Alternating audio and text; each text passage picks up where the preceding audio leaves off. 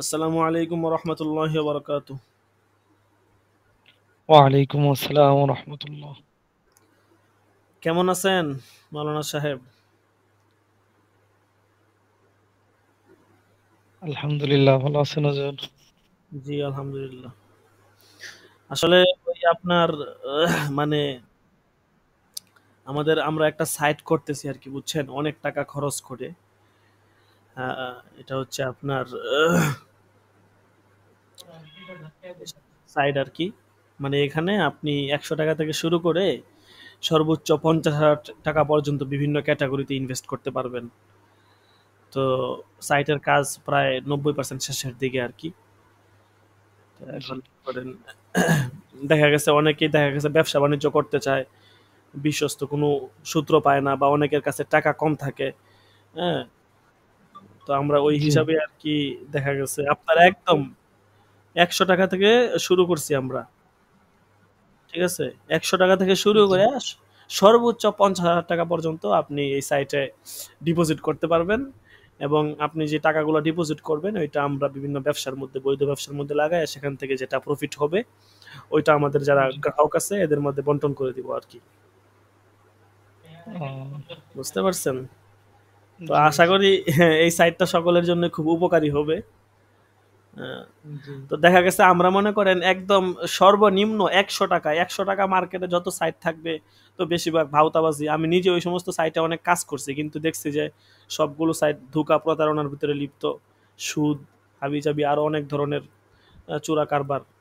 শেষ পর্যন্ত আমরাই প্রায় অনেক টাকা খরচ করে আজকে 3 দিন ধরে আপনার এই সাইটের কাজে ব্যস্ত। রাত দিন 24 ঘন্টা এক করে মনে করেন এই সাইট সাইট আবার সামনে পরীক্ষা, সব মিলে খুব পেরেশানি। বুঝতে পারছেন? জি, তো দেখা গেছে অনেকে মনে করেন 2 4 5 টাকা জমায়া চায় যে কিছু একটা করতে বা ব্যবসায় লাগুক টাকাটা। অনেক মানুষ থাকে দেখবেন যে বিকাশেই 1,000 1,200 1,500 টাকা মাসের পর মাস বিকাশে পড়ে থাকে, নগদে পড়ে থাকে।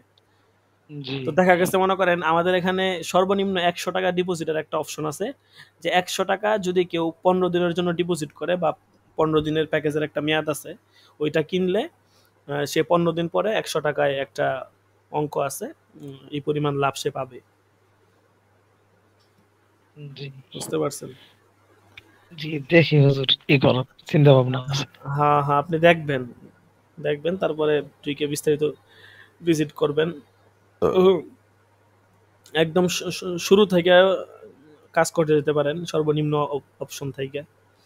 ঠিক আছে, জি, আমাদের যে অবস্থা বুঝেন না, ব্যবসা বাণিজ্য ছাড়া শুধু দরস্তারদিস নিয়ে পড়ে থাকলে দেখা গেছে আমাদের চলাফেরায় মুশকিল হয়ে যাবে। জি।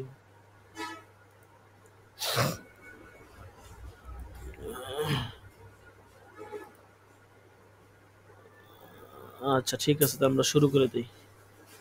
জি। আজকে আপনার 401 নাম্বার কায়দা থাকে আর কি। কাওয়াইদে ফিকা আজকে শেষ হয়ে যাবে, 26টা কায়দা বাকি আছে। ধরেন, বিসমিল্লাহির রহমানির রহিম।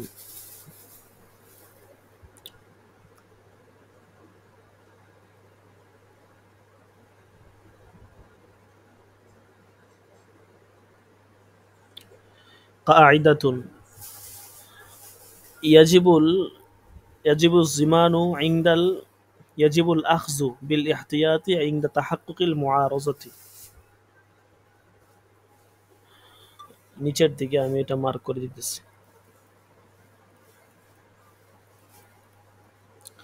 ইয়াজিবুল আখযু বিল ইহতিয়াতি ইনদা তাহাক্কুকিল মুআরাজাতি ওয়া ইনইদামিত তারজিহি। তো এখানে বলতেছে যে ইয়াজিবুল আখযু বিল ইহতিয়াত, মানে সতর্কতার সময় বা সতর্কতা গ্রহণ করাটা আবশ্যক। কখন? ইনদা তাহাক্কুকিল মুআরাজাতি ওয়া ইনইদামিত তারজিহ, পরস্পরের বিরোধ হলে। হ্যাঁ, এবং এক্ষেত্রে যদি আপনার প্রাধান্য মানে কোনো মুরাজ্জিহ না থাকে আর কি, পরস্পরের মাঝে বিরোধ দেখা দিলে যদি প্রাধান্যদাতা না থাকে তাহলে সতর্কতা অবলম্বন করা আবশ্যক। যেমন এখানে একটা উদাহরণ এরকম, যে যদি কোনো ব্যক্তির ব্যাপারে সন্দেহ হয় যে ওই ব্যক্তি জিম্মি নাকি নিরাপত্তা নিয়ে প্রবেশ করছে, মুসলমান রাষ্ট্রে কোনো কাফের প্রবেশ করছে, তাহলে এখানে যদি আপনার যেহেতু কাফেরদের মুসলমান রাষ্ট্রে প্রবেশের অনুমতি নাই, অবশ্যই তাকে অনুমতি নিয়ে প্রবেশ করতে হবে, অন্যথায় তার জানের নিরাপত্তা থাকবে না। যেমন বর্তমানে সিস্টেম, আপনি চাইলেই বিভিন্ন দেশে ভ্রমণ করতে পারবেন না, আপনার ভিসা লাগবে, ভিসা ছাড়া আপনি ভ্রমণ করতে পারবেন না। এরপরে পাসপোর্ট ছাড়াও আপনি দেখা গেছে অন্য দেশে যাওয়ার অনুমতি পাবেন না। তো এই সিস্টেম আর কি। তো এখন জিম্মি নাকি নিরাপত্তা নিয়ে সে প্রবেশ করছে এই বিষয়টা অস্পষ্ট আর কি। এখন এমন কোনো দলিল বা মুরাজ্জিহ নাই যেটার মাধ্যমে প্রাধান্য দেওয়া যায় সে এই পক্ষের, ঠিক আছে। তো এই অবস্থায় সতর্কতামূলক তাকে জিম্মি হিসাবে ধরা হবে, কারণ জিম্মি হিসাবে ধরলে এতে মুসলমানদেরও ফায়দা এবং নিরাপত্তা আছে। জিম্মি হিসাবে ধরলে দেখা গেছে সে ট্যাক্স দিবে, হ্যাঁ, বা সে একটা নিরাপত্তা পাবে, এরকম ইয়া থাকবে আর কি। সতর্কতামূলক জিম্মি হিসাবেই ধরা হবে। আচ্ছা, তারপরে 402 নম্বর কায়দা, ইয়াজিবু জিমানু ইনদাল ইস্তিহলাকি বাদাল কবজি, হস্তগত হওয়ার পর নষ্ট হলে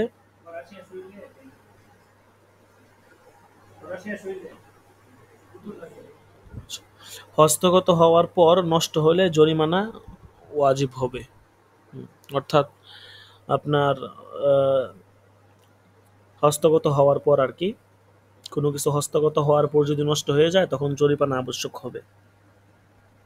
যেমন ধরেন খেয়ারা শর্তের ভিত্তিতে আপনি কোনো মালামাল নিছেন খেয়ারা শর্তের ভিত্তিতে, এখন আপনি তো জিনিসটা এখনো ক্রয় করেন নাই, খেয়ারের শর্ত বাকি আছে, তো এই অবস্থায় যদি এটা নষ্ট হয়ে যায় তাহলে আপনার জরিমানা দেওয়া লাগবে, সেটাই বলছে।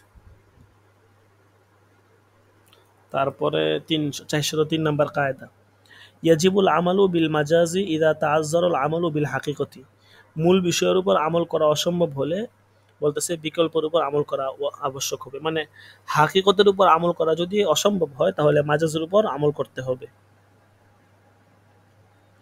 যেমন ধরেন কেউ কসম করলো যে সে এই খেজুর গাছ খাবে না, হ্যাঁ, এখন যদি ওই খেজুর গাছ চিবিয়ে ছাতু বানিয়ে খায় তাহলে সে কসম ভঙ্গকারী হবে না, বরং যদি সে ওই খেজুর গাছের ফল খায় তাহলে কসম ভঙ্গকারী হবে। কারণ এখানে কসমের হাকিকি অর্থ গাছ খাওয়া, এটা ঠিক, কিন্তু এটা একটা কঠিন দুঃসাধ্য কাজ, এই জন্য এখানে হাকিকত না নিয়ে মাজাজ নেওয়া হবে, অর্থাৎ খেজুর গাছের ফল উদ্দেশ্য নেওয়া হবে।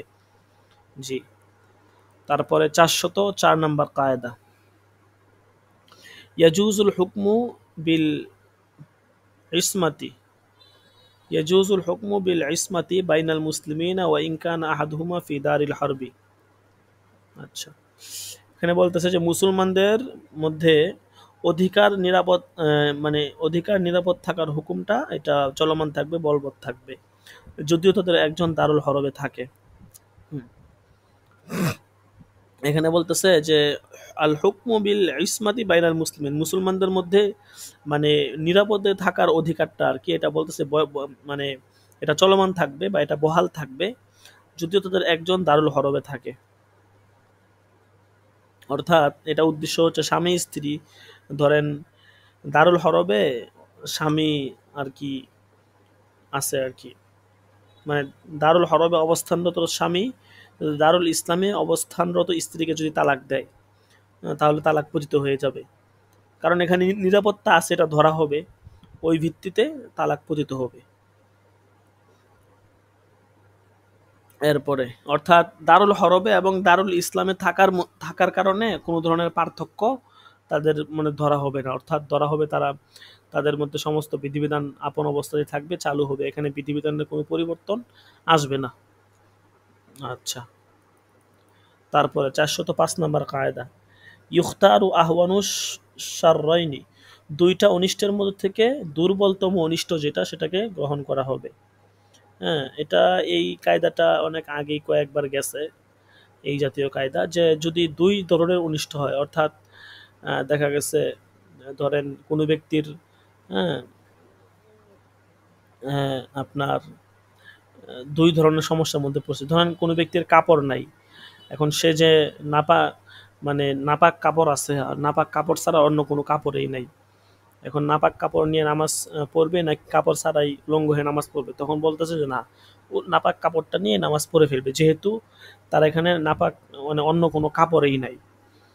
কারণ একদম নাপাক কাপড়টাও যদি সে খুলে ফেলে তাহলে তো দেখা গেছে সে উলঙ্গ হয়ে গেল। তো উলঙ্গ হওয়ার চেয়ে নাপাক কাপড়টা নিয়ে নাপাক নামাজ পড়াটা এটা আরো বেশি মানে মন মন কম মন্দ কাজ আর কি। এটাই বলছে যে দুই মন্দের থেকে যেটা কম মন্দ নিয়েও সেটা গ্রহণ করবে আর কি। তারপরে 406 নম্বর কায়দা, ইয়াখুসুল কিয়াসু ওয়াল আসরু বিল উরফিল আমি দুন আল খাসি। বলতেছে সামাজিক ব্যাপক প্রচলনের মাধ্যমে কিয়াস ও আসার খাস হয়, আর বিশেষ প্রচলনের মাধ্যমে খাস হয় না। অর্থাৎ সামাজিক ব্যাপক প্রচলনের মাধ্যমে মূলত কোনো বিষয়ের কিয়াস অথবা হাদিস আসার এগুলো খাস হতে পারে, তবে বিশেষ কোনো প্রচলনের মাধ্যমে খাস হয় না। হ্যাঁ, মানে বিশেষ সমাজের বিশেষ একটা অংশে এটার প্রচলন আছে, পুরো সমাজে প্রচলন নাই বা পুরো দেশে প্রচলন নাই, এটা এর দ্বারা হবে না। বরং ব্যাপকভাবে যদি প্রচলন থাকে তখন কোনো হাদিসকে খাস করা যায় অথবা কোনো কিয়াসের বিষয়টাকেও খাস করা যায়। আহ, কিন্তু শুধু কিছু মানুষের প্রচলনের মাধ্যমে কোনো বিষয়কে খাস করতে পারবেন না, কোনো কিয়াসকেও আপনি খাস করতে পারবেন না। তারপরে 407 নম্বর কায়দা, ইয়াদুল মুদাই কায়াদিল মুদিই। আমানত রক্ষকের হাত আমানত দাতার হাতের মতোই। হুম, এখানে বলছে যে আমানত রক্ষকের হাত আমানত দাতার হাতের মতোই, মানে দেখা গেছে আমানত রক্ষক যে মানে আমানত যে রক্ষা করে তার হাত আমি আমানত দাতা আমার হাতের মতোই। এটা কোন দৃষ্টিকোণ থেকে? এটা হচ্ছে উদাহরণটা অনেকটা মানে যুদ্ধের ক্ষেত্রে, অর্থাৎ দারুল হরবে কাফেররা মুসলমানদের নিকট যদি মাল আমানত রাখে, এখন মুসলমানদের বিজয়ের পর সেই সম্পদ মুসলমানদের যুদ্ধলব্ধ সম্পদে পরিণত হবে। কারণ এখানে এই সমস্ত সম্পদ যদি কাফেরদের হাতে থাক তাহলে মুসলমানদের গনিমতেই হইতো। আর যেহেতু গনিমত রক্ষকের হাত আমানত আমানতদাতার আমানতদাতার হাতের হুকুমে, এই জন্য মুসলমানদের হাতে থাকা সত্ত্বেও তা গনিমতের সম্পদ বলে গণ্য হবে। কারণ এখানে কাফেরদের হাতে থাকলেও যে কথা ছিল মুসলমানদের হাতে আসার কারণে একই কথা ছিল। মুসলমানদের কাফেরদের হাতে থাকতে তাদের সম্পদটা যেমন নিরাপদ, মুসলমানদের হাতে থাকলেও যুদ্ধের আগে তাদের সম্পদ নিরাপদই থাকবে। যুদ্ধ হয়ে গেলে তখন গনিমতের সম্পদ বলে গণ্য হবে। কারণ কাফেরদের হাতে থাকলেও যুদ্ধে যদি মুসলমানরা জয়লাভ করে এটা যেমন নাকি গনিমতের সম্পদ হয়ে যায়, অনুরূপভাবে তাদের হাতে থাকলেও যেহেতু যুদ্ধ হয়েছে এখন জয়লাভ করছে এটা গনিমতের সম্পদ বলে গণ্য হবে। তারপরে 408 নম্বর কায়দা, ইয়াসকুতু ইআতিবারু দালালাতিল হালি ইযা জাআত তাসরিহু বিখিলাফিহা। অবস্থার ইঙ্গিতের বিপরীত বর্ণনা আসলে অবস্থার ইঙ্গিত বাতিল হয়ে যাবে। মানে কোনো বিষয়ের ধরেন একটা অবস্থার ইঙ্গিতের বিপরীত বর্ণনা আসছে, হ্যাঁ, তখন অবস্থার যে ইঙ্গিত এটা বাতিল হয়ে যাবে। মানে অবস্থাটা এরকম বুঝাইতেছে কিন্তু ইঙ্গিত দিতেছেন আরেকটার দিকে, তখন ইঙ্গিতটাই ধর্তব্য হবে। বা অবস্থার বিপরীত যে বর্ণনাটা আসছে ওইটা ধর্তব্য হবে। ঠিক আছে, আচ্ছা। তারপরে 409 নম্বর কায়দা, ইয়াসকুতু ইতিবারুন নিসবাতি ইনদা তারিফি বিল ইশারাতি। ইশারার মাধ্যমে পরিচয় বর্ণনা করলে মৌখিক বিবরণটা বাতিল হয়ে যাবে। হ্যাঁ, মানে মৌখিক মুখে এক কথা বলতেছে আর ইশারার মাধ্যমে আর কি আরেক কথা বলতেছে, তখন ধর্তব্য হবে কোনটা? বলতেছে সেই ক্ষেত্রে আপনার ইশারার মাধ্যমে হচ্ছে এটাই গ্রহণযোগ্য হবে আর কি। ঠিক আছে, সেখানে মৌখিক বিবরণটা মানে ইশারার মাধ্যমে একটা বলতেছে, মুখের মাধ্যমে একটা বলতেছে, তখন মৌখিক বিবরণটা বাতিল হয়ে যাবে এবং ইশারা যেটা বলতেছে ইশারা দ্বারা যেটা উদ্দেশ্য নিচ্ছে ওইটাই গ্রহণযোগ্য হবে। তারপরে 410 নম্বর কায়দা, ইয়াসকুতুদ দাইনু বিআদাইল মুতাবাররিই। বলতেছে দানকারী আদায় করলেও ঋণটা মওকুফ হয়ে যাবে। ইয়াসকুতুদ দাইনু বিআদাইল মুতাবাররিই, দানকারী যদি আদায় করে তারপরেও ঋণ মওকুফ হয়ে যাবে। ঋণী ব্যক্তির অজান্তে যদি মনে করেন কেউ ঋণ পরিশোধ করে দেয়, আপনার ঋণ আছে, এখন আপনার অজান্তে কেউ ঋণটা পরিশোধ করে দিয়েছে, তারপরেও হয়ে যাবে, এটাই বলছে। তারপরে 411 নম্বর কায়দা, ইজাফুল ফি'লু ইলাল ফাইলি লাল আমিরি মা লাম ইয়াকুন মুজবির। কাজের দায়ভার কর্তার দিকে সম্পৃক্ত করা হবে, আদেশদাতার দিকে সম্পৃক্ত করা হবে না, তবে আদেশদাতা বাধ্য করলে তার দিকেই যাবে। মনে করেন কেউ আপনারে বলছে যে এই তুই অমুকের টাকা চুরি করে এই সেহান, আমি আপনি গিয়ে চুরি করলাম, তাহলে আমার উপরে কিন্তু দায়ভার হবে, আদেশদাতা তার উপর দায়ভার যাবে না। তবে আদেশদাতা যদি আপনাকে বাধ্য করে যে অমুকের টাকা চুরি না করলে তোকে মেরে ফেলবে এই সে এরকম বলে, তখন আবার ভিন্ন হিসাব। বুঝতে পারছেন? আচ্ছা, তারপরে 412 নম্বর কায়দা, ইউতাবারু ফিদ দাওয়ি মাকসুদুল খসমাইনি ফিল মুনাজাতি দুনা যাহিরি। বিতর্কের ক্ষেত্রে উভয় পক্ষের উদ্দেশ্য গ্রহণযোগ্য হবে, বাহ্যিক অবস্থা গ্রহণযোগ্য হবে না। মনে করেন দুই পক্ষ, তো এই দুই পক্ষের ক্ষেত্রে উভয় পক্ষের যে মাকসাদ, মানে তাদের উদ্দেশ্য এবং তাদের উদ্দেশ্য সপক্ষে কোন দলিল থাকবে সেটা গ্রহণযোগ্য হবে। বাহ্যিক অবস্থা একটা বলতেছে, তাদের দলিলে ধরেন আরেকটা আছে, ওইটা গ্রহণযোগ্য হবে না, বরং এখানে তারা যেটা বলবে, ঠিক আছে, এবং তাদের দাবির সপক্ষে যদি কোনো দলিল আনে সেটা গ্রহণযোগ্য হবে। বাহ্যিক অবস্থা ধরেন একটা আছে কিন্তু এটা গ্রহণযোগ্য হবে না, ঠিক আছে। এরপরে 413 নম্বর কায়দা, ইউতাবারুল ওয়াসফু ফি গায়রিল মুআয়্যিনি ওয়ালা ইউতাবারু ফিল মুআয়্যিনি। অনির্দিষ্ট বিষয়ে গুণাবলী গ্রহণযোগ্য, নির্দিষ্ট বিষয়ে গ্রহণযোগ্য না। অনির্দিষ্ট বিষয় মানে যেটা জানা নাই এরকম বিষয়ে আপনি সিফাত বললে ঠিক আছে, এখন যে বিষয়টা আমি আপনি জানি এটার আপনি আর কি সিফাত বর্ণনা করবেন, এটা গ্রহণযোগ্য না। গ্রহণযোগ্য না বলতে আপনি যদি একটা একটু ভুল বলে ফেলেন তাহলে এটা কোনো সমস্যা নাই, কারণ আমি আপনি এটার সিফাত সম্পর্কে জানি। আচ্ছা, তারপরে 414 নম্বর কায়দা, ইয়াফতাকিরু ফিল বাকাই মা লা ইয়াফতাকিরু ফিল ইবতিদা। বলতেছে অবশিষ্ট রাখতে এমন কিছুর প্রয়োজন হয় যা শুরুতে করতে প্রয়োজন হয় না। উদাহরণ দিলে স্পষ্ট হবে যে একজন ফাসেককে যদি বিচারক পদে নিয়োগ দেওয়া হয় এটা কিন্তু বৈধ হবে না, কিন্তু মানে ধরেন ভালো মানুষকে বিচারক পদে নিয়োগ দেওয়া হয়েছে, কিন্তু নিয়োগ পাওয়ার পরে বিচারক ফাসেক হয়ে গেছে, তাহলে তাকে বরখাস্তের যদি উপযুক্ত হয় তাহলেও তাকে বরখাস্ত করা যাবে না, কারণ সে ফাসেক হয়ে গেছে, এটা তার হিসাব। হ্যাঁ, কিন্তু বরখাস্ত করা যাবে না বলতে মানে ফাসেক বলতে এখানে উদ্দেশ্য হচ্ছে এমন না যে ভুলভাল বিচার করে, এমন না, এখানে উদ্দেশ্য হচ্ছে ব্যক্তিগতভাবে আর কি, সে যদি আমল আখলাক ঠিক না থাকে ফাসেক হয়ে যায়, ওইটা উদ্দেশ্য আর কি। বুঝতে পারছেন? আর নাহলে যদি বিচারই উল্টাপাল্টা করে, কোরআন হাদিস মোতাবেক না করে, তাহলে তাকে এখান থেকে হটানো মানে ফরজ। যেমন ধরেন আমাদের যারা বিচারকরা আছে বর্তমানে, এদেরকে কি এরা তো শরীয়ত অনুযায়ী বিচার করে না, ইসলামী রাষ্ট্রই নাই, শরীয়ত থেকে আসবে, তো এদেরকে কি আপন জায়গায় বহাল রাখা যাবে? অবশ্যই না। আমাদের সামর্থ্য থাকলে আমরা এদেরকে সরায়া ইসলামী মানে বিচারক বসাইতাম, কিন্তু এই সামর্থ্য তো আমাদের নাই। তারপরে 415 নম্বর কায়দা, ইয়াফতাকিরু বিত তাওয়া তাওয়া তাওয়াবিই মা লা ইয়াফতাকিরু ফি গায়রিহা। অনুগত বিষয়ের জন্য এমন কিছু প্রযোজ্য হবে যেটা অন্য বিষয়ের জন্য প্রযোজ্য হয় না। মানে যেমন ধরেন ক্রেতা বিক্রেতাকে বলল আর কি যে আপনি আমার পক্ষ থেকে পণ্যটা গ্রহণ করুন, তাহলে সেটা সই হবে না।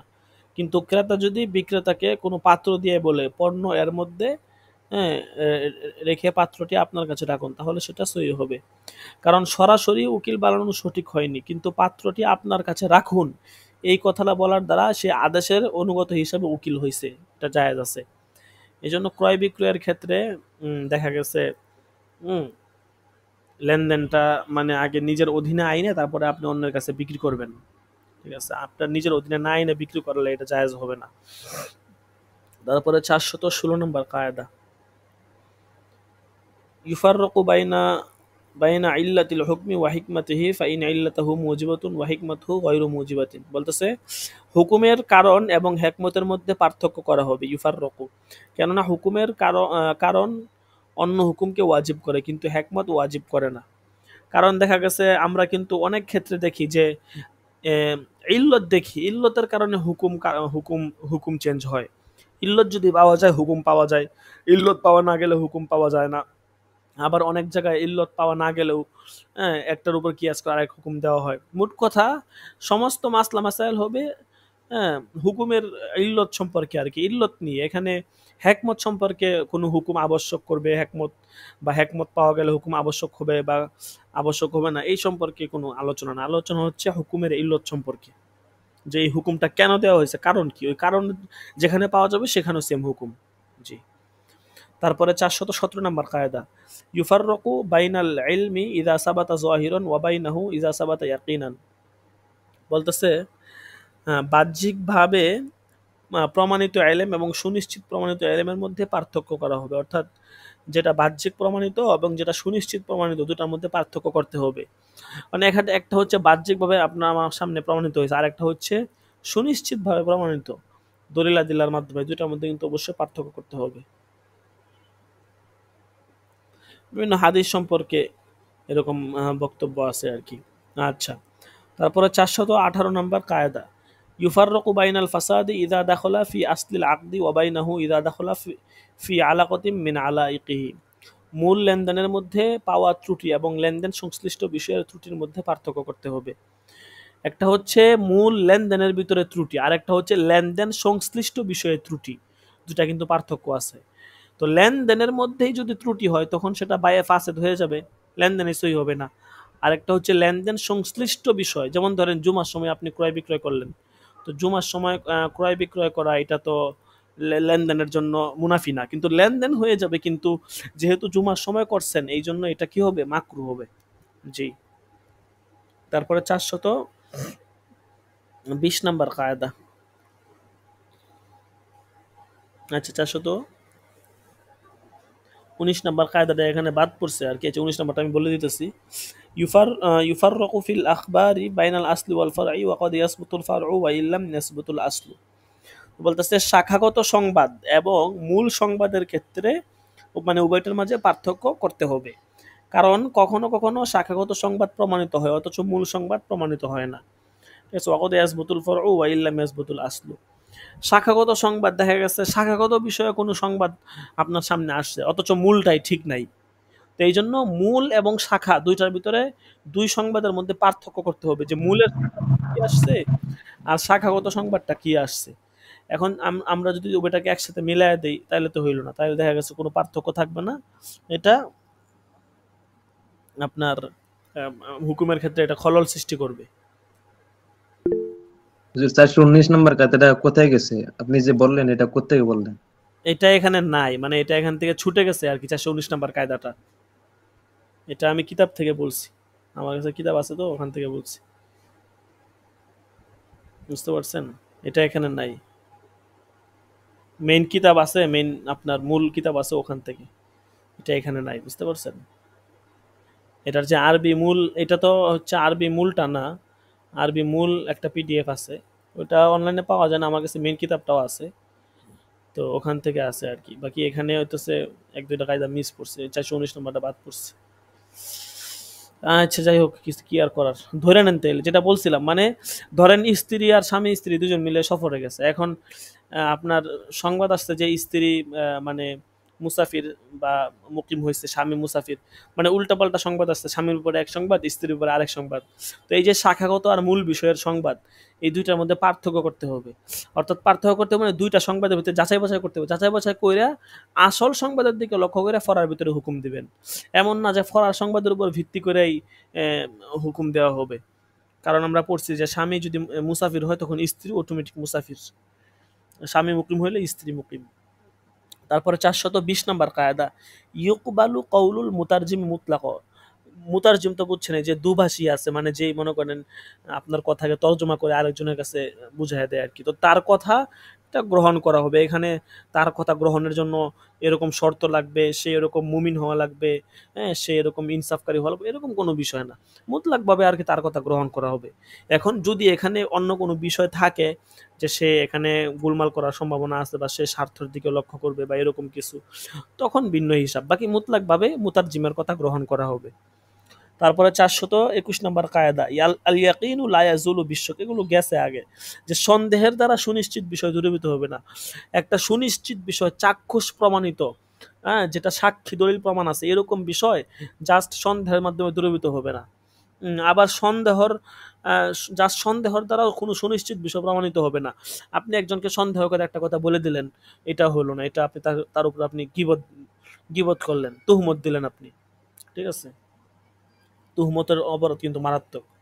তারপরে 422 নম্বর কায়দা ইয়ালজামু মুরাআতু শর্তি বিকদরিল ইমকান, যথাসম্ভব শর্ত পালন করা হবে। এটা যে কোনো ক্ষেত্রেই, আকদের ক্ষেত্রে বলেন বা অন্যান্য সমস্ত শরীয়তের সমস্ত ক্ষেত্রেই যথাসম্ভব মানে শর্তের দিকে লক্ষ্য করা হবে। কখন? মানে শর্তটা যদি আর কি শরীয়তের মুনাফি না হয়। আর যদি শরীয়তের মুনাফি হয় তখন তো লক্ষ্য করা হবে না, বাকি মুতলাকভাবে শর্তের দিকে লক্ষ্য করতে হবে।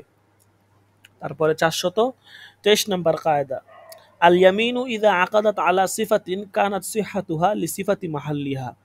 ইয়ামিন বা শপথ, মানে এটা বলতেছে যে যখন এটা কোনো গুণাবলীর ভিত্তিতে সংগঠিত হয়, তখন এই কসমের স্থানের গুণাবলীর ভিত্তিতেই সংগঠিত হবে। অর্থাৎ মানে কসমকৃত বস্তু যেটা যদি বিদ্যমান না থাকে, তাহলে কিন্তু কসমটা সংগঠিত হবে না।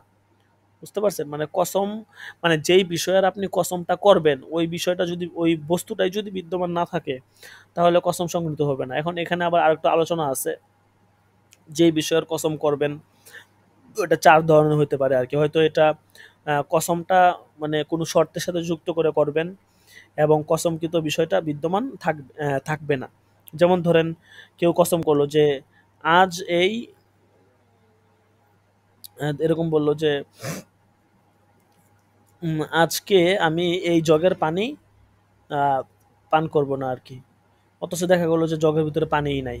যে আল্লাহর কসম আমি আজকে এই জগের পানি পান করব না, অথচ দেখা গেলো কি জগের ভিতরে পানিই নাই। তাইলে কসমটাকে এখানে সে বললো যে আজকে পান করব না বলছে, এবং বলছে এবং কসম কিন্তু বিষয়টাই এখানে নাই। তাহলে এখানে মানে যেই বিষয়ের পানি পান করবো না, পানিই নাই, তাহলে আবার কসম করছে কিসের উপর? পানির উপরে। তো পানিই তো এখানে নাই, তাহলে এটা কসম সংগঠিত হবে না।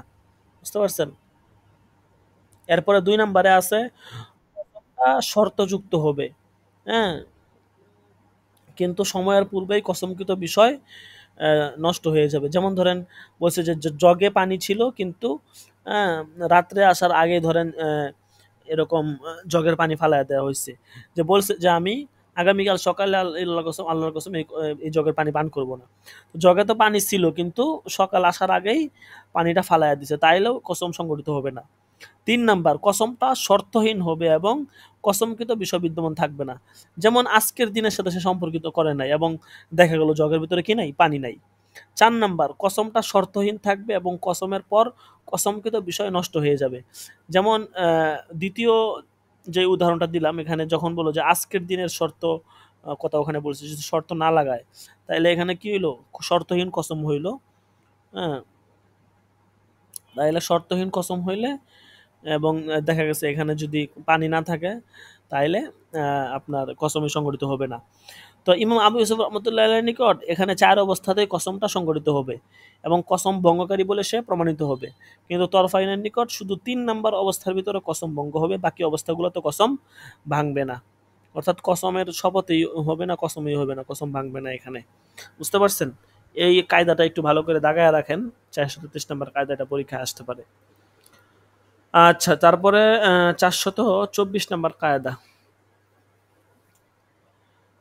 আল ইয়ামিনু আলা নিয়তিল হালিফি ইন কানা মাজলুমান ওয়া আলা নিয়তিল মুস্তাহলিফি ইন কানা জালিমান। এটা আসবান নাসারের মধ্যে গেছে, 4 সূরত গেছে এখানে, যে কসমকারী যদি মাজলুম হয় তাহলে তার নিয়ত গ্রহণযোগ্য হবে, এবং জালেম হলে যার ব্যাপারে কসম করছে তার নিয়ত গ্রহণযোগ্য হবে।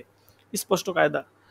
কসমকারী যদি মাজলুম হয়, আপনাকে আপনি কসম করতেছেন, এখন আপনি মাজলুম, জুলুমের শিকার, তাইলে বলতেছে যে আপনার এটা কি করা হবে? যে তার আপনার নিয়তটা গ্রহণ করা হবে আর কি। আর যদি যে কসম মানে তার শপথটা আর কি, তার শপথ গ্রহণ করা হবে। আর যদি ধরেন যদি জালেম হয় আর কি কসমকারী, তাহলে যার ব্যাপারে সে কসম করতেছে তার নিয়তটা গ্রহণ করা হবে। এখানে 4টা সূরত আছে, হ্যাঁ। তো এখানে আর মুতলাক সূরত পড়ার দরকার নাই, এখানে যেই যেই মানে যেটা দেওয়া আছে এটা এখান থেকে পড়ে নেন, ঠিক আছে। যেমন এখানে উদাহরণটা এরকম ধরতে পারেন যে কোনো ব্যক্তি অতীতকালের কোনো কাজের উপরে আল্লাহর নামে কসম ভঙ্গ করছে, তো এখানে জালেম বা মাজলুম হওয়ার ভিত্তিতে তার নিয়তটা গ্রহণযোগ্য হবে। যেমন আল্লাহর কসম বলল যে আল্লাহর কসম আমি তালাক দেইনি, এরকম বলল, ঠিক আছে, তাইলে এখানে সে জালেম নাকি মাজলুম এটার ভিত্তিতে তার কথাটা গ্রহণ করা হবে। আর যদি ভবিষ্যৎকালের কোনো কাজের সাথে সম্পৃক্ত হয় তাহলে কসমের সম্পর্ক শুধুমাত্র কসমকারী যে আছে, যে কসম করতেছে তার নিয়তের ভিত্তিতে হবে। যেমন বলল আল্লাহর কসম আমি খাবো না, তো এখানে তার নিয়ত কি সেটার দিকে লক্ষ্য করতে হবে। জি। তারপরে 426 নাম্বার কায়দা। ও আচ্ছা, এখানে 24 নাম্বার কায়দাটা মনে হয় বাদ পড়ছে। হ্যাঁ হ্যাঁ, 24 নম্বর কায়দাটা বাদ পড়ছে। 24 নম্বর কায়দায় বলতেছে যে আল ইয়ামিনু ইযা কানাত লাহা হাকিকাতুন মুস্তামালাতুন ওয়া মাজাজুন মুতাআরাফুন ফাল ইবরাতু লিল হাকিকা। সহজেই এখানে বলতেছে যে কসমের কোনো বাহ্য মানে ব্যবহৃত যদি বাস্তবতা থাকে এবং তার কোনো সুপরিচিত বিকল্প যদি থাকে তাহলে বাস্তবতাটাই গ্রহণ করা হবে। অর্থাৎ কসমের দুইটা দিক, একটা হচ্ছে কসমের যে দিকটা আপনি কসম করছেন ওটা একটা সমাজের একটা প্রচলন আছে, বাস্তবতা আছে। আরেকটা হচ্ছে বাস্তবতা ছাড়া একটা বিকল্পও আছে। তো বলতেছে তাইলে বাস্তবতাটাই গ্রহণ করা হবে, অর্থাৎ যেটা সমাজে মানে চলে এবং সমাজের কসম দ্বারা আপনি যে বিষয়ের কসম কাটছেন এটা সমাজে আসলে এটা দ্বারা কি বুঝায় এবং সমাজের বাস্তবতাটা কি ওইটা গ্রহণ করা হবে। এটার বিকল্প যদি কোনো কিছু থাকে ওই ফি নফসি কসমের বিপরীত, তবে সেটা গ্রহণ করা হবে না। তারপরে 426 নম্বর কায়দা, সর্বশেষ কায়দা।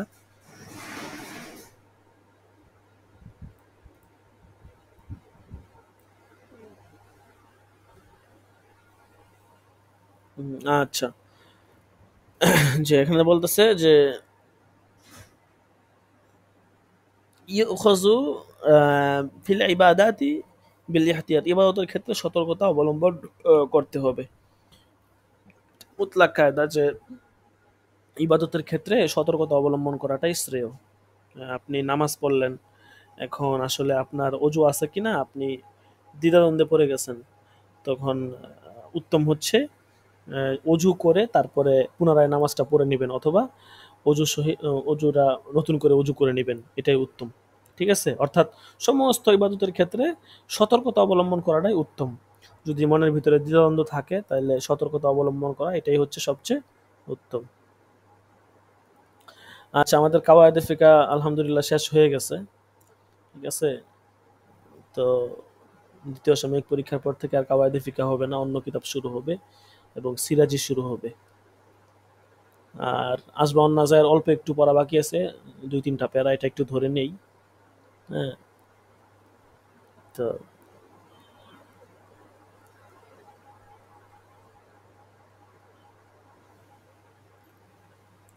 আগামীকাল ইনশাল্লাহ শেষ দরস হবে, এরপরে আর দরস হবে না। যদি আগামীকাল দরস করতে না পারি তাহলে শনিবার দিন শেষ দরস হবে, বাকি আগামীকালেই হবে, শনিবার দিন হবে না, আগামীকালে ইনশাল্লাহ শেষ করে দিব। আচ্ছা,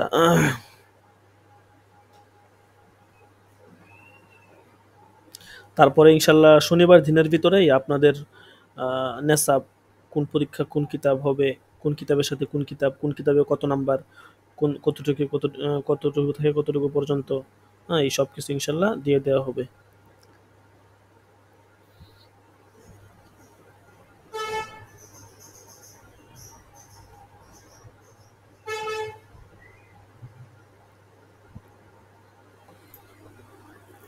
আর পরীক্ষার পরে ইনশাল্লাহ তখন আমাদের যে সাইটটা আছে ওইটা নিয়ে ইনশাল্লাহ আপনাদের সাথে বিস্তারিত আলোচনা করব। তখন আপাতত এই সাইটটা এমনি থাকুক, আপনি একজন তো অলরেডি কিছুটা জানছেন, তো বাকিদেরকে ইনশাল্লাহ বিস্তারিত পরে জানাবো।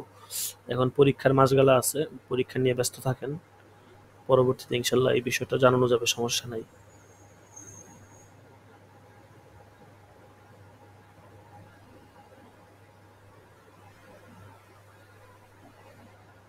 আচ্ছা, তো আমাদের আজকের পড়া হবে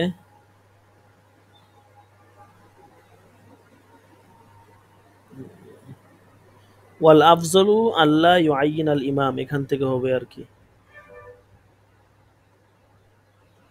আমি পিডিএফটা একটু দেখি।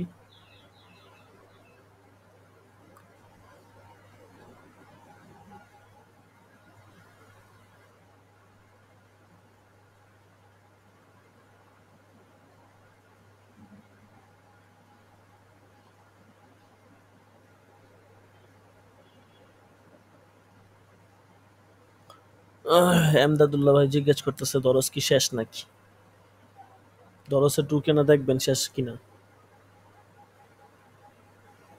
ওয়াল আফজলু আল্লাহ ইউআইয়িন আল ইমাম।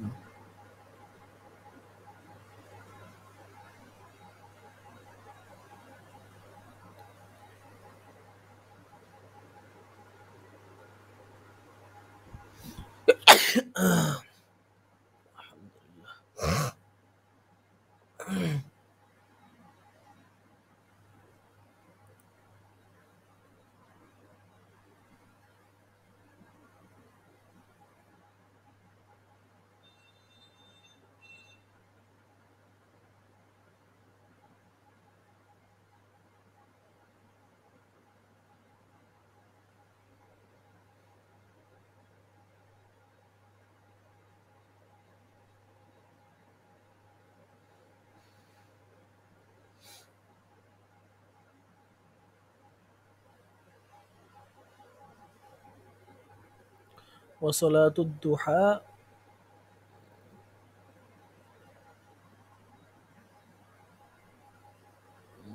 এখানেই আছে। লেখা অনেক ছোট ছোট তো এটা বের করা মুশকিল হয়ে যায়। আমরুল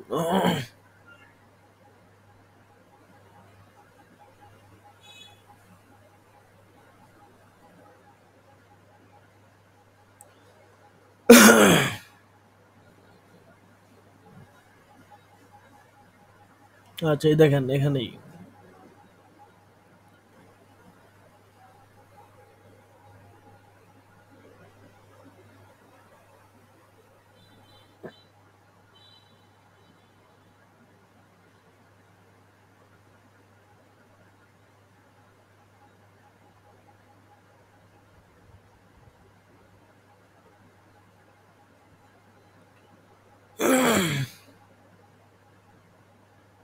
আচ্ছা এটা আপনি আপনারা একটু খুঁজে নেন, দেখেন কোথায় আছে। আমার কাছে মেইন কিতাব তো।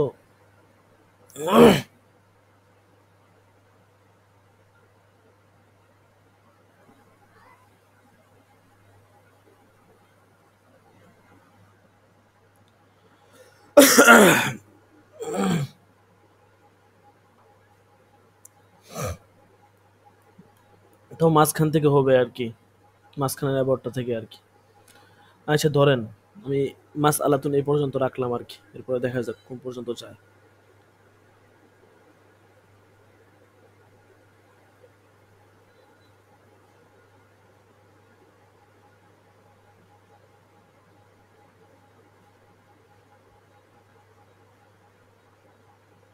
বিসমিল্লাহির রহমানির রহিম।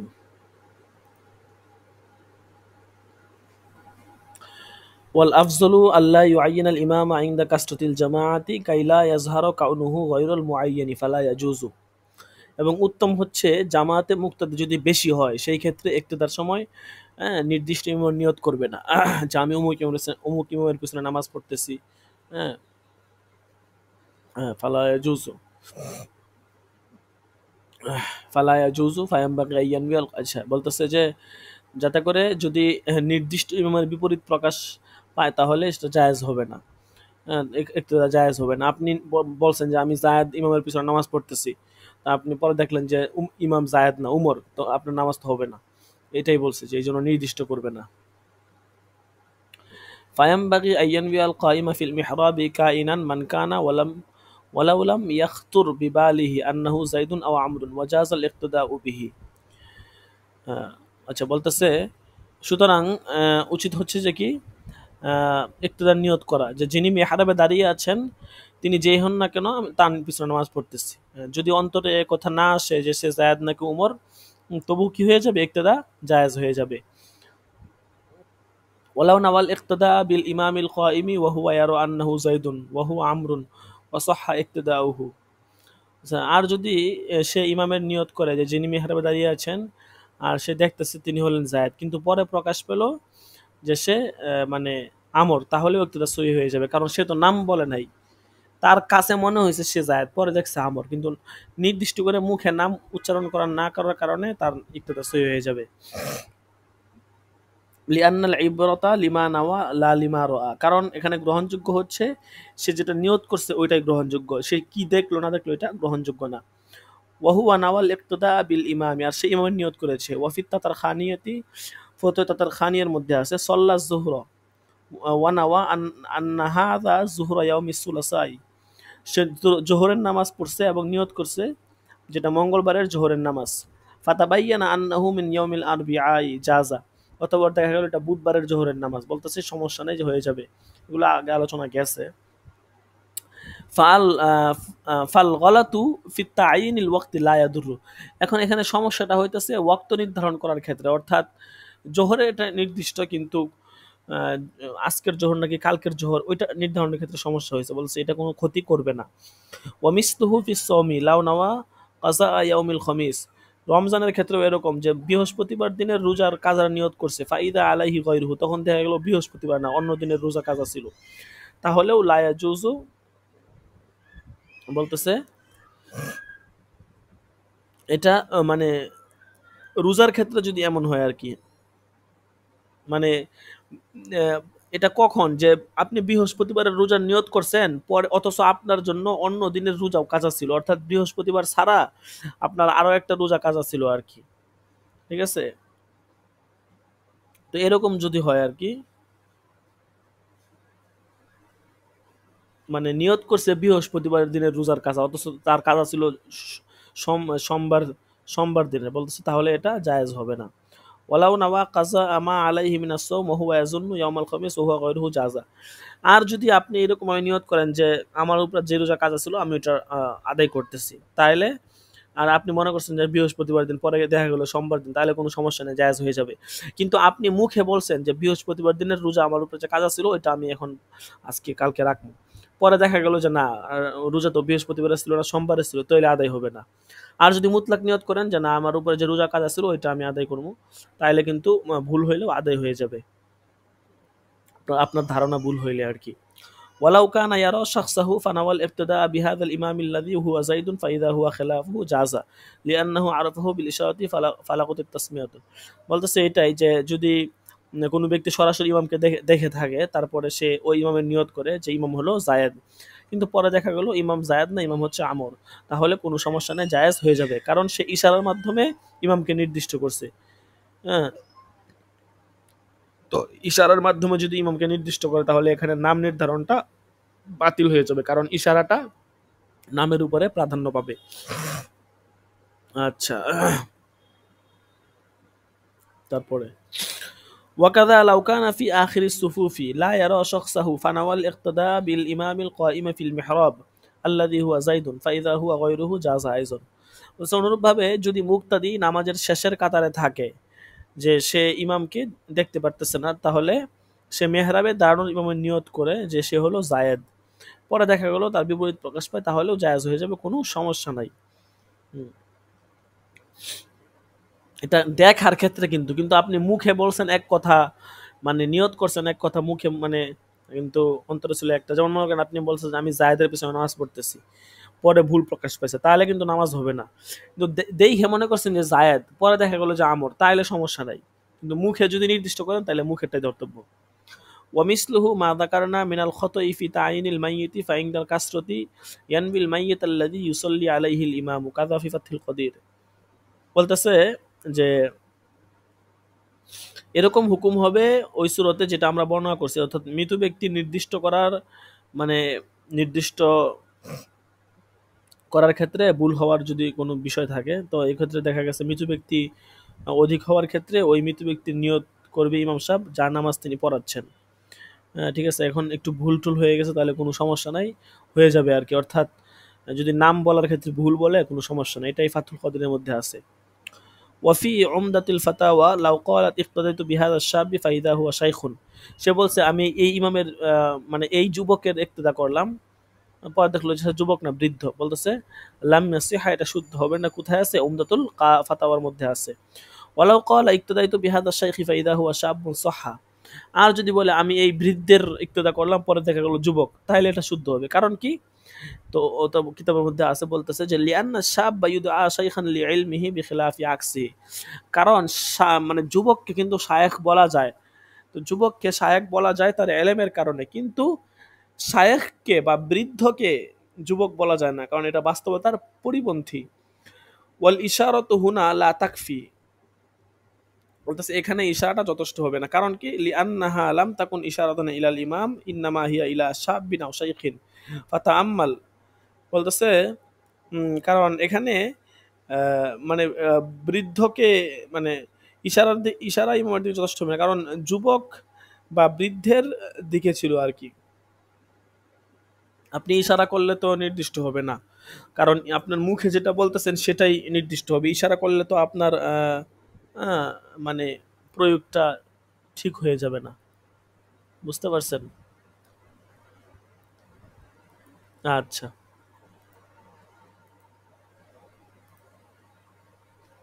অনেকে বলতেছে ক্লাসে নাকি ঢুকতে পারতেছে না। ঢুকতে না পারার তো কোনো কথা নেই।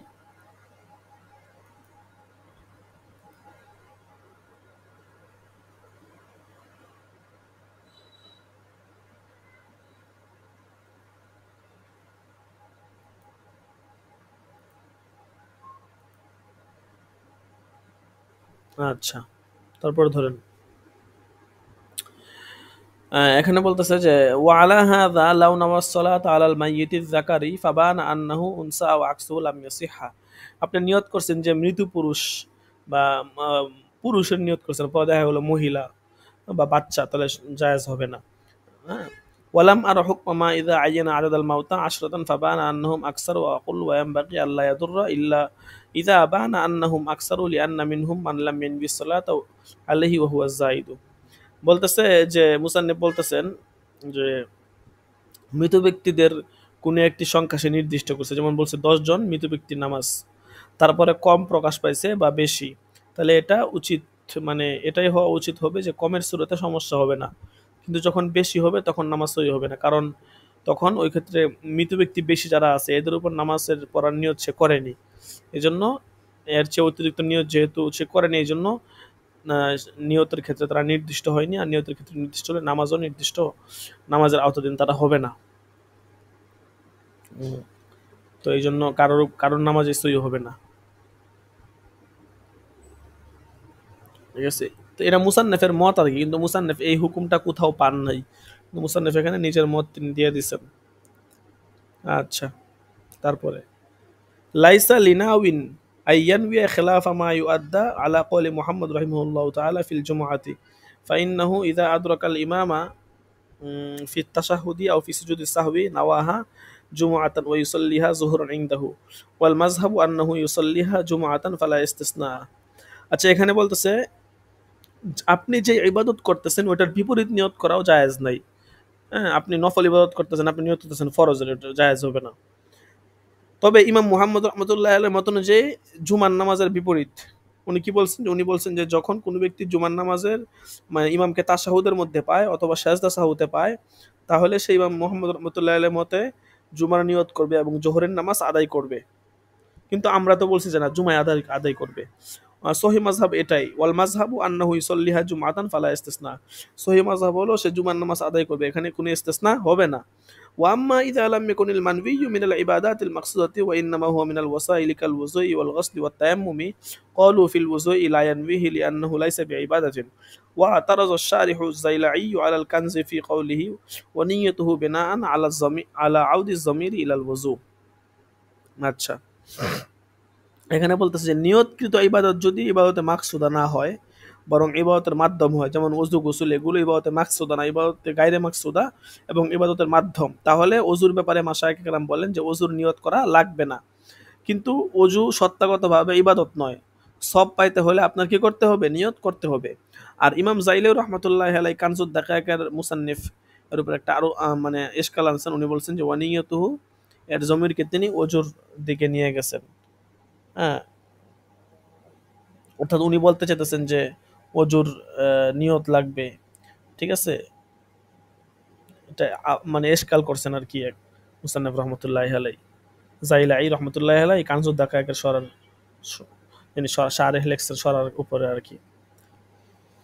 আচ্ছা, তারপরে ওয়াকাদা ইয়াতারাসু আলাল কুদুরি ফি কওলিহি ইয়ানমিত তাহারা, অনুরূপভাবে মাশায়েখ কেরাম ইমাম কুদুরি রহমাতুল্লাহ ইমাম কুদুরি রহমাতুল্লাহ এর উপরেও একটা ইশকাল করছেন যে ইয়ানমিত তাহারতা এর ক্ষেত্রে উনি ইয়ানমিত তাহারা শব্দ বলছেন। হ্যাঁ, তো এখানে বলতেছে যে ওয়াল মাযহাবু সহিহ মাযহাব হচ্ছে আইয়ানবিয়া মা লা ইয়াসিহু ইল্লা বিত তাহারাতি মিনাল ইবাদাতি আও রাফইল হাদাসি।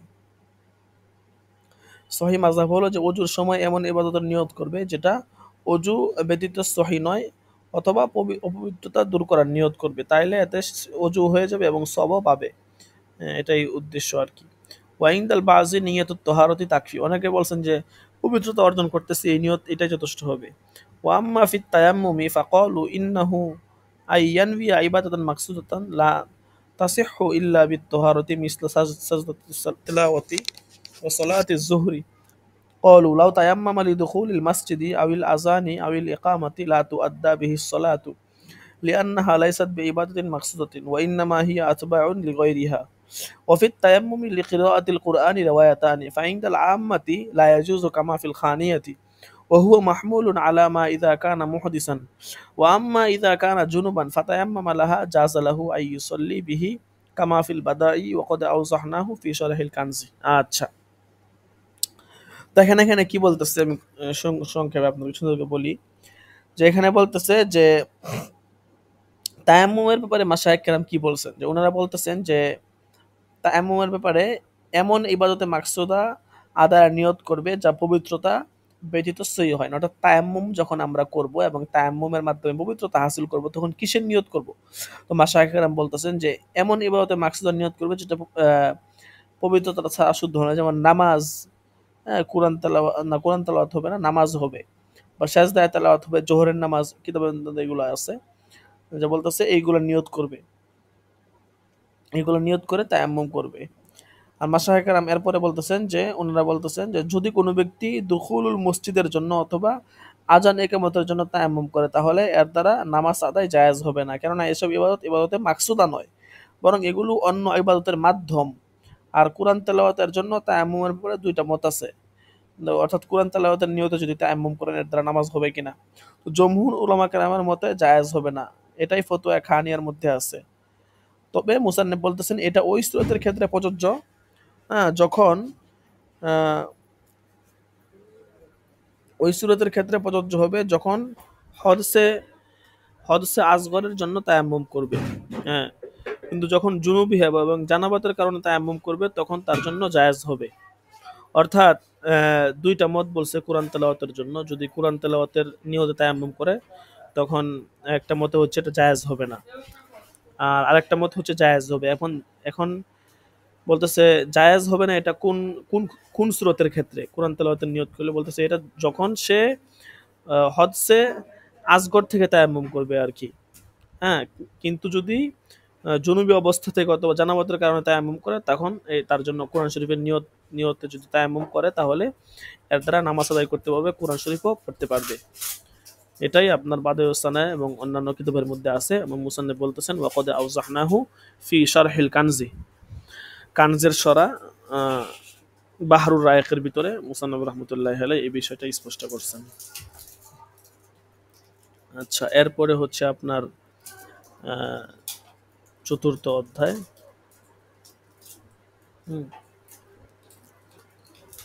আর রাবিউ ফি সিফাতিল মানবি মিনাল ফরিজাতি ওয়ান নাফিলাতি ওয়াল আদাই ওয়াল কাযাই। এই পর্যন্তই আমাদের পরীক্ষার নিসাব থাকুক, ঠিক আছে? তো আজকের সবক হচ্ছে 63 নম্বর সবক আর কি। তো এখানে কাওয়ায়েদে ফিকহটা শেষ হয়ে গেল, তারপরে আল আসবা ওয়ান নাযায়ের এই পর্যন্তই, চতুর্থ অধ্যায়ের আগ পর্যন্ত। আর ফতোয়া উসমানী শেষ, তৃতীয় খণ্ড শেষ। আর আগামীকাল কিতাব পরিচিতি আর শুধু ইসলামী ব্যাংকিং বহুস ফিকহ হাজার কিছুটা বাকি থাকলে ওইটা দরস হবে, মানে আর একটা দরস হবে আর কি, তারপরে ইনশাল্লাহ আর দরস হবে না পরীক্ষার আগে। আচ্ছা, হাজিরাটা ডেকে নেই, হাজিরা দিয়ে নিই।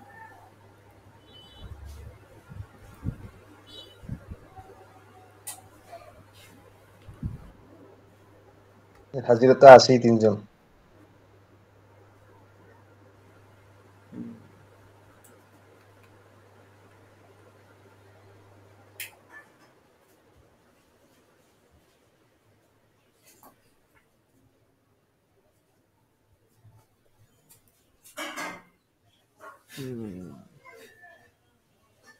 এমদাদুল্লাহ সাইফ নাই, কি বলে সে?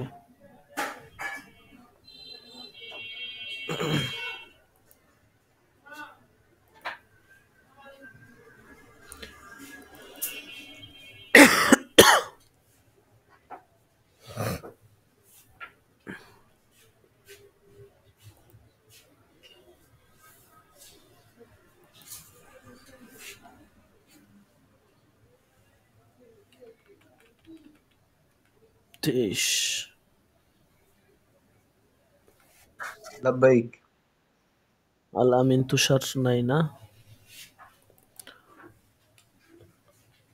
সোহাইল আহমদ আছে, হ্যাঁ।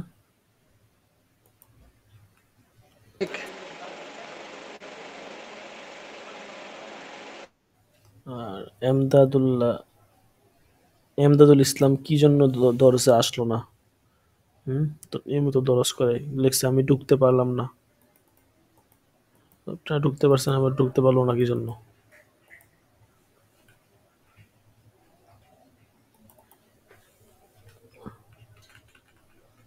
আচ্ছা, আমি আজকের জন্য ছাড় দিয়ে দিলাম। আচ্ছা ঠিক আছে, তো আজকে এ পর্যন্তই। আগামীকাল দেখি ইনশাল্লাহ শেষ দরজ হবে, তারপরে ইনশাল্লাহ আপনাদের নেশা দিয়ে দেওয়া হবে বিস্তারিত। আপনাদের যদি কারো কোনো বিষয় জানার থাকে বলতে পারেন।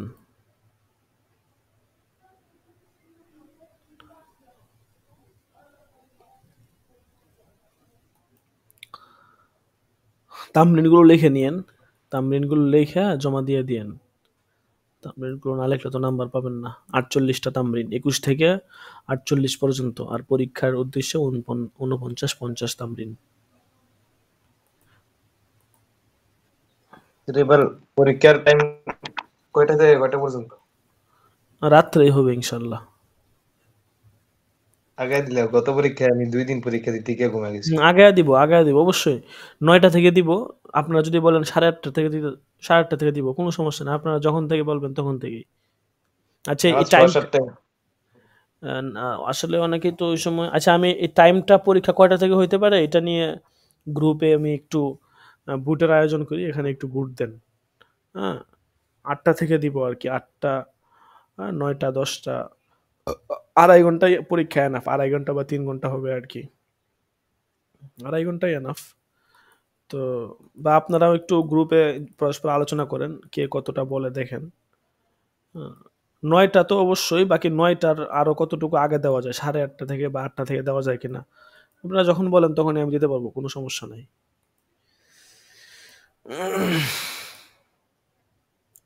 আচ্ছা ঠিক আছে। উস্তাদ জি, আমাদের জি হাজিরা বলেন। 42। আপনার হাজিরা দিয়ে দেওয়া হয়েছে, আপনি কোথায় ছিলেন? জি, লাইনে তো আছি হুজুর। দিয়ে দেওয়া হয়েছে আপনারটা।